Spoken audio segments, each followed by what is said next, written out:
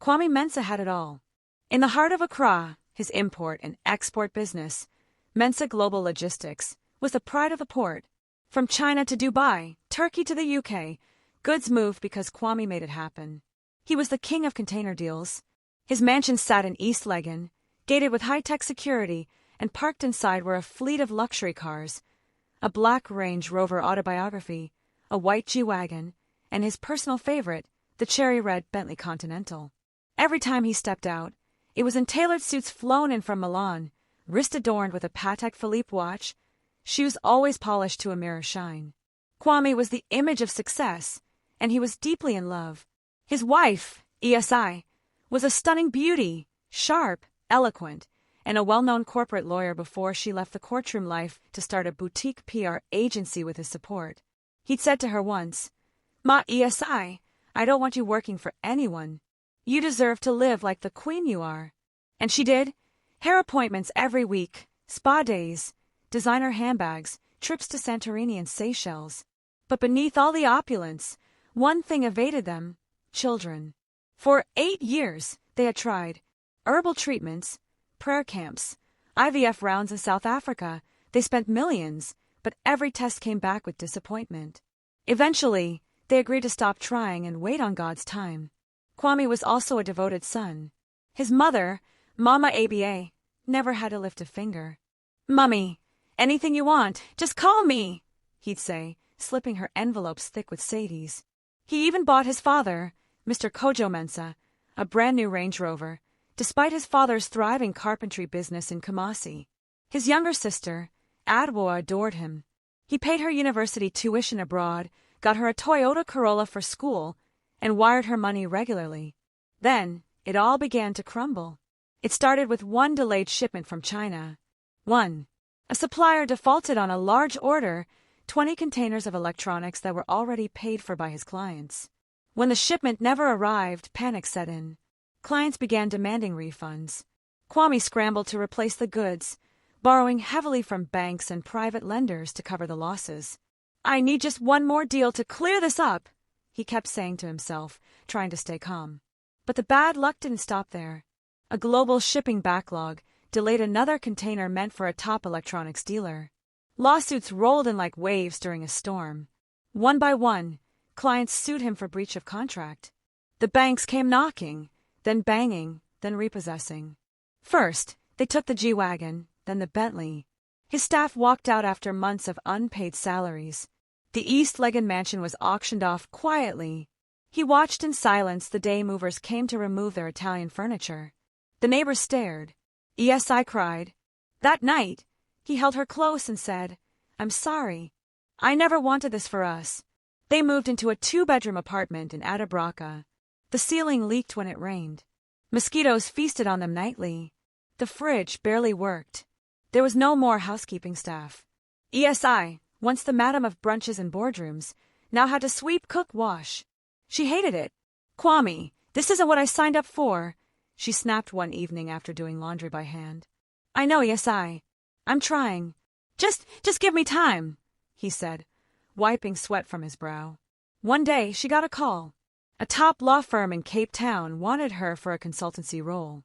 She hesitated at first, but eventually said yes. "I'll go. I'll help you get back on your feet. Once I'm paid, I'll invest in whatever business you want to start again," she told him. He felt hope again. For the first time in months, he smiled.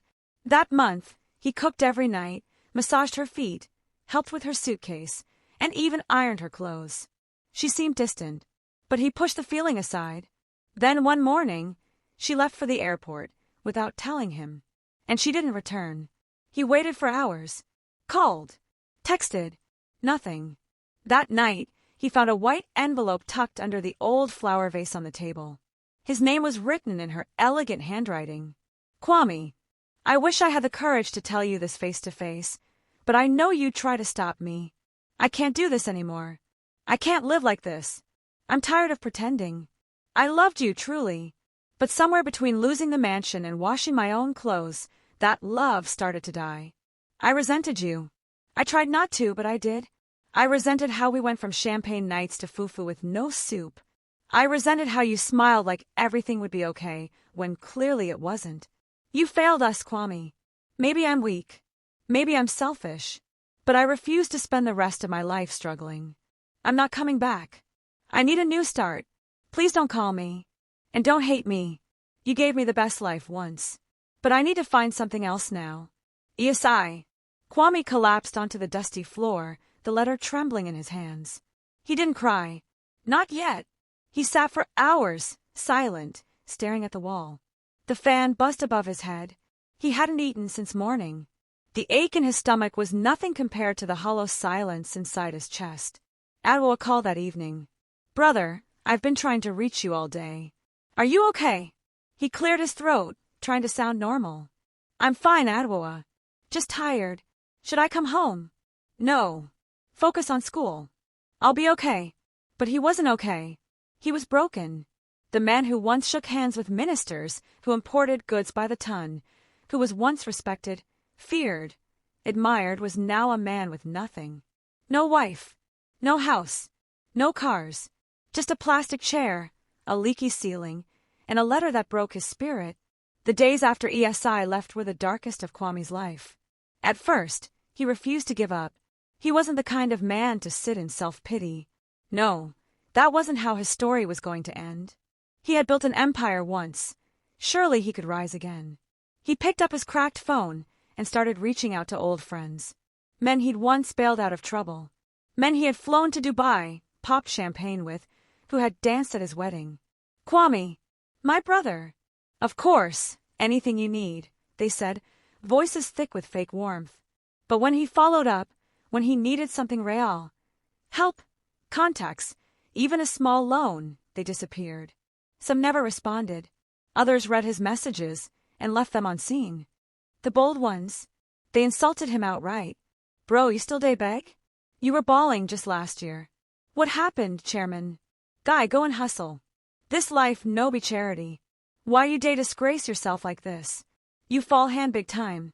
He swallowed the shame like bitter medicine. Still, he tried another route.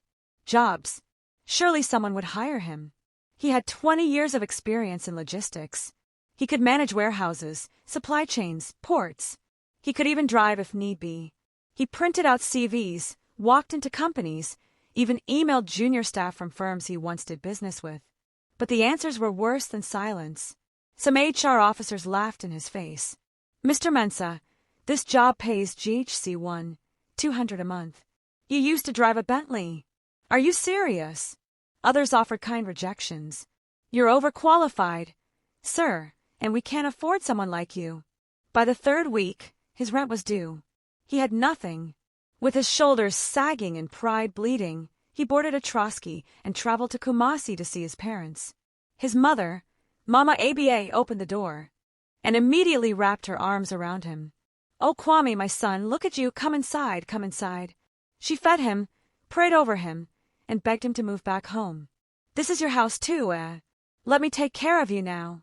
But his father, Kwame Mensah, was not so tender. So now what? You come back with your tail between your legs. You had everything, and you blew it. What kind of man can't keep his home? Can't protect his name? Papa, I didn't come here for insults. Kojo ignored him. You better stand up. You think life is a movie? Man up. So your wife left, so what? Cry to your pillow and go out and fight. Stop disgracing us. The words stung. Like acid. But they lit a fire. Later that evening, his sister Adwoa knocked gently on the door to the guest room. Brother, she said softly, I hate seeing you like this. She handed him an envelope and the keys to the Toyota Corolla he had once bought her. I've saved some money from my internship. It's not much, but please take it. And take the car. At least you can move around and maybe get back on your feet. He shook his head. No, I can't take this from you. You're just starting out. Adwoa's eyes welled with tears. You've done more for me than anyone in this world. Please, just this once, let me help you. He paused for a long time. Pride was bitter, but hunger was worse. So eventually, he nodded. Thank you, Adwoa. Back in Accra, he used the money to pay 3 months' rent in a small single-room apartment in Medina. He stocked the fridge, got a cheap phone plan, filled the car tank. He started moving again, trying to set up a small consulting firm for logistics, creating flyers, offering warehouse management training, anything. But within 2 months, the money was gone. He didn't even know how it vanished so fast. The landlord increased the rent by GHC 300. The car needed repairs twice.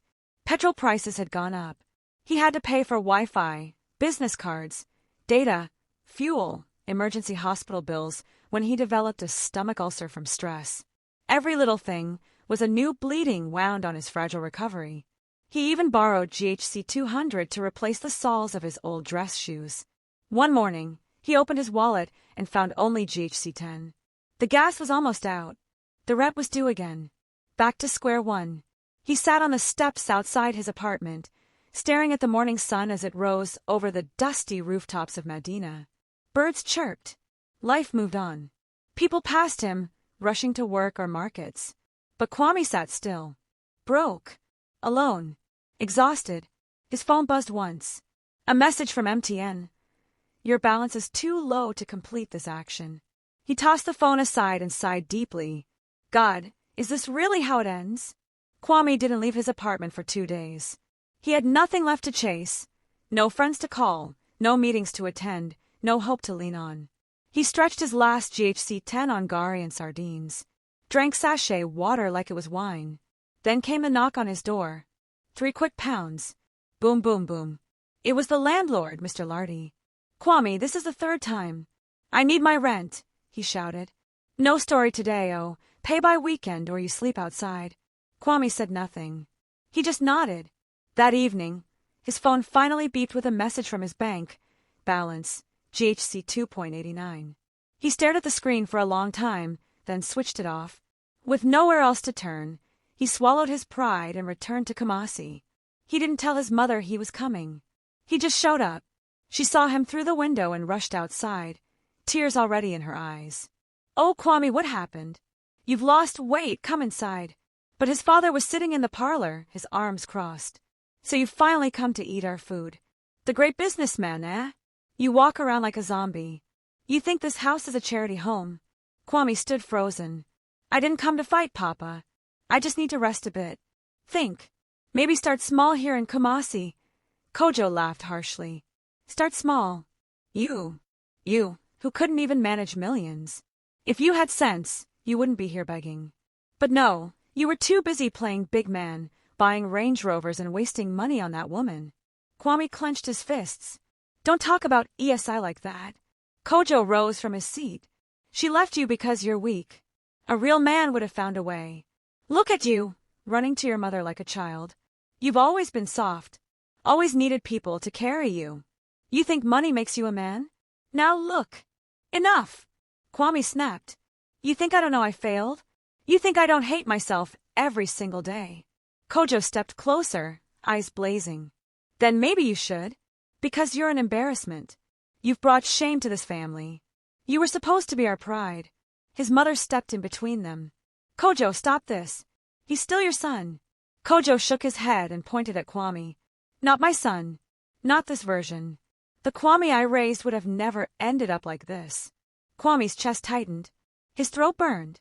He turned around and walked out. His mother followed him outside. Kwame, please don't go. Stay, I'll talk to him. No, Mama, he said softly, holding back tears. If I stay, I'll die slowly. I'll lose whatever I have left. She handed him a parcel wrapped in a cloth, banku and okra stew, and slipped a GHC 200 note in his hand. Come back when you're ready. My door is always open. He nodded, kissed her forehead, and walked away. That night, he parked the Corolla near a fuel station and slept inside it. The car had become his home. He woke up sweating, his neck stiff from the seat. He hadn't bathed in 2 days. His skin itched. The air was hot, the city unforgiving. The next day, the car battery died. He laughed, a sharp, bitter sound. No job, no house, no money, and now no car. Kwame Mensah, once a king in Accra, now roamed the streets like a ghost of himself. But still, somehow his heart beat on. Kwame hit rock bottom in every way that counted. He hadn't eaten in 2 days.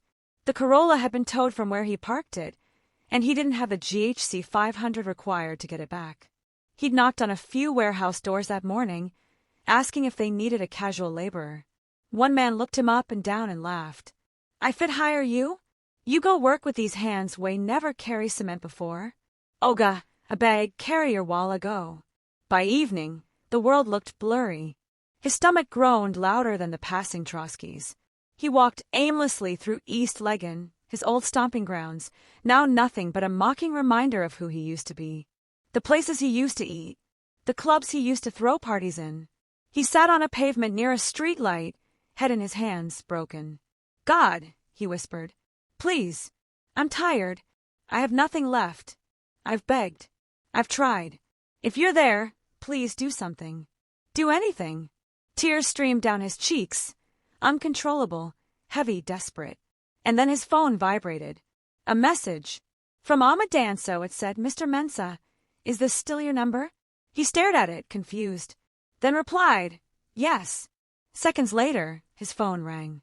"Hello," he croaked. "Sir, it's me, Amma Danso. I used to be your assistant at Mensah Exports. Do you remember me?" Kwame's voice cracked. "Amma, of course I remember you. I heard what happened. I've been trying to reach you for months, but your number wasn't going through. I couldn't sit still anymore. Where are you?" He hesitated. "I don't really know. Somewhere near Shishi, sitting on the pavement like a madman." "Stay right there. I'm coming." She arrived in 20 minutes, driving a modest Kia Picanto. Her eyes widened when she saw him, bearded, thin, dirty, lost. "Oh, God," she whispered. "Boss, what happened to you?" He tried to smile. "Life." Amma stepped forward and hugged him. Tightly, like someone embracing family. She didn't ask questions. She simply said, "Come with me."